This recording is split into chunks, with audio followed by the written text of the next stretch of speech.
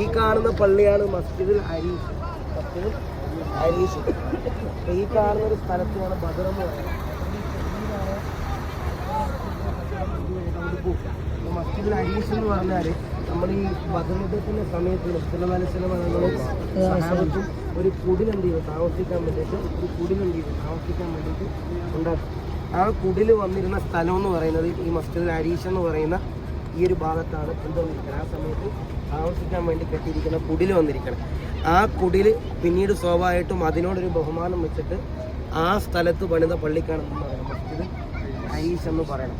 അപ്പോൾ ഈ ഒരു ഭാഗത്താണ് ബദർ യുദ്ധത്തിൻ്റെ ഏറ്റവും പ്രധാനപ്പെട്ട കേന്ദ്രം നടന്നിരുന്നത്. ഈ സ്ഥലങ്ങളൊക്കെ പറഞ്ഞാൽ കിടങ്ങുകളും അതും ഇതൊക്കെ കുഴിച്ച സ്ഥലങ്ങളാണ്, ആ കാണുന്ന സ്ഥലങ്ങളൊക്കെ പറഞ്ഞാൽ.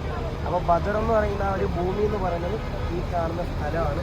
ഇനി ഇവിടെ ഷഹീദായ 14 പേരുണ്ട്. ആ 14 പേരെ അടക്കിയിരിക്കുന്ന സ്ഥലമാണെന്ന് പറയണം. എന്നാൽ തൊട്ടടുത്ത് അപ്പോൾ നമ്മൾ 313 ബദരീങ്ങളെന്ന് പറയും. അപ്പോൾ അതിലാകെ ഷഹീദ എത്ര പേരാണ്? 14. അതിൽ പങ്കെടുത്ത ആൾക്കാരാണെന്നല്ലേ